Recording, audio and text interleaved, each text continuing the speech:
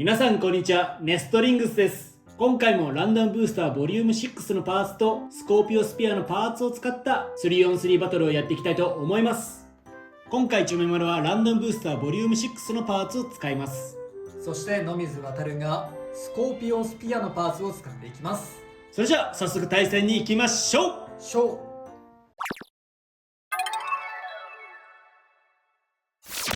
ュートポジションを決めるじゃんけんをします。最初はグー、じゃんけんぽい。こっちでお互いのファーストベイ、せーの、じゃん。エアロペガサス 760Z ドランリーパー B960H。 ファーストバトル、レディーセット、3、2、1、ゴーシュ。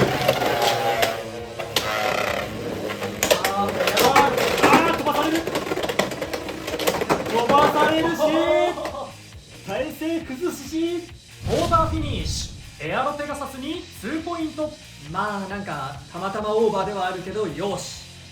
お互いのセカンドベイ、せーの、じゃん。スコーピオスピア 360LR ライナーアク T660E。 セカンドバトル、レディーセット、3、2、1、ゴーシュ。オーバーフィニッシュ、スコーピオスピアに2ポイント。ということで、この 3on3 バトルの勝者は野水航。よーし、めちゃめちゃいい攻撃ではなかったけど、これで飛ばせるんならやっぱりパワー感じるね。 3on3 バトルの勝敗は決まりましたが、最後の1機もやりましょう。お互いのサードベイ、せーの、じゃん。シルバーウルフ 070B ヘルズブレイブ C160K。 サードバトル、レディーセット、3、2、1、ゴーシュ。危ねえ。下手こいたシュートした。いいぞ、飛ばしてはいるけど下手こいたシュートした。じゃあと一緒だ。キーパー違う、こけるんじゃない。下手こいたシュートしたけど、なんとかキーパーじゃなかった、ヘルズだ。よーしスピンフィニッシュ、シルバーウルフに1ポイント。よーし。飛ばしたことは飛ばしたね。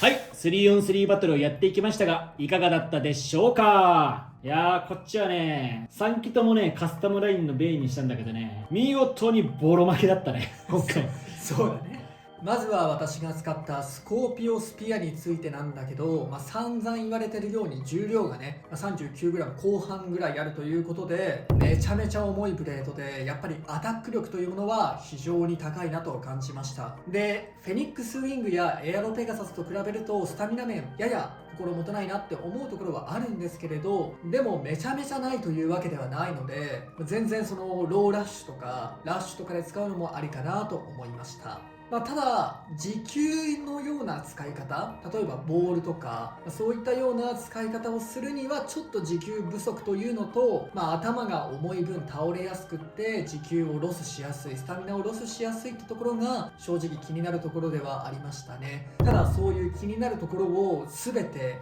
関係ない帳消しにするぐらい攻撃力の高い、かなりいいブレードだなと思います。全然ガチ対戦でも採用できるというか、どんどん増えていくんじゃないかななんていうふうに今は思っています。そして新ビットのザップ、これがやっぱり平たいのと中央にボッチがあるということで、エアロペガサスと相性がいいんじゃないかなと思って今回はエアロペガサスと使ってみました。動画外でコバルトドラグーン E とかと対戦した時はやっぱりね、 E よりは伸びないというか先に倒れてしまうなという印象がありましたね。レベルビットとかなり近いような形状にはなっているので、そこの使い分けかなというところではありますが、ザップの方がかなり暴れてしまうんじゃないかなってちょっと懸念してるところでもあります。ここのね、出具合によってまたちょっと違うのかななんていうふうに思ったりはしていますが、なしではない、結構ありよりのカスタマイズなんじゃないかなとは思いました。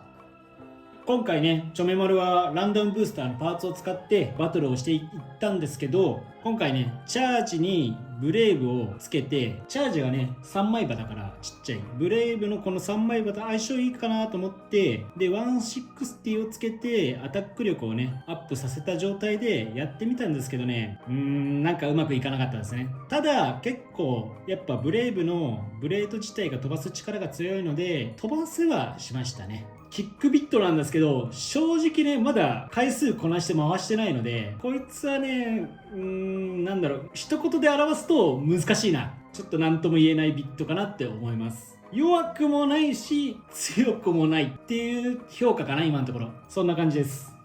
でアシストブレードの T なんですけど、これはモードチェンジがねできるっていうアシストブレードで、ただねこのモードチェンジがね個人的にはどう活かせているのかが今のところわからなくて、なのでちょっと今回は連撃じゃなくてね受け流しの状態で使ってみたんですけど、なんだろう、重さはあるんだけどやっぱカスタムラインのブレードが傾きやすいっていう点もあるので、持久面を担保できてるかっていうとちょっと難しいかなって思いました。でそして新しいカスタムラインのブレードリーパーなんですけど、形状的には個人的には好きなんですけど、ただねやっぱヘキサを使っても踏ん張りが効かなくてすぐ飛ばされてしまうなっていう今回のバトルを見て思いました。なのでね、踏ん張りがもうちょいあればリーパーとかで相手の姿勢を崩せたりしたら面白いかなと思うんですけど、踏ん張りの効くビットが出るかアシストブレードとかラチェットとかでカバーできるのが出たらいいかなって思います。あと先ほどのチャージの話で思い出したんですが、前々回の動画で私も同じようにブレイブにチャージをつけていたんですが、ちょっと見えるかな、見にくいと思うんですけど、結構ねハッカーしてる場所があって、やっぱりねこのアシストブレード側でね当たっちゃってるんじゃないかなっていうのが正直な感想ですね。もっとねメタルの部分で当たれたらいいなと思うんですけど、どうしてもこのアシストブレード側で当たっちゃう時があって威力がなくなっちゃってみたいなのはやっぱりこのチャージでも拭えないなとは思いました。あとこのライノホーンとかにあったこの3つのリベット穴というか見えるかちょっと分かんないんですけど、この印象がねチャージにも入ってるのはいいなと思いました。今回つぶやきさんと野水は01のねヘルズリーパー当たったんですけど、このランダムブースターボリューム6はタカラトミーからフルで買えば当たるだろうと思ってたんですけど、それでも当たらなかったんです。ちょめまるねスイッチ2のね応募もね当たんなくて、でそれがねめちゃめちゃショックで、なんでショックかっていうと今回ってヘルズじゃないですか、アニメでいうメインキャラクターの。そうなんか聞こえるなんか聞こえたなアニメで言うとねバード君が使うベイブレードなんですけど、それがね乱ブーで入ってるっていうのがねちょっとね悲しい点かなって思います。それ声でかなんかでかいバード君だって主人公なのになんで主人公のベイランダムブースターにしちゃうんだろうって思ったのは正直俺もめちゃめちゃ思ってた。でもう一つねめちゃめちゃ気になるのが、今回レア1とレア2っていう表記になってて、ベイブレードバーストの時は結構このレア1レア2が両方新規パーツで他新規パーツなしはだいぶ悪夢を見るようなランダムブースターが多かったんだけど、今回はねあんまりそういう感じではないんだけれど、このライノとチャージが02でしか当たんないのね今回。実はこのライノとチャージが一番レアパーツになってるの。こういうのを今後もされるとめちゃめちゃきついなとは思う。正直特にチャージの方、ロックチップは性能が変わらないから正直当たんなかったの残念だけど仕方ないねで済むんだけど、アシストブレードは違うじゃんっていう。特に今回チャージはさ小径でとかやっぱチャージなりの特徴があってってなっちゃってるから、今後はね CX のブレードも増えて02以降に CX のブレードが何個も入るようになればそこに多分入ってきたりしちゃうんだろうけど、それこそなんかさこういう時に忍びシャドウとかを入れて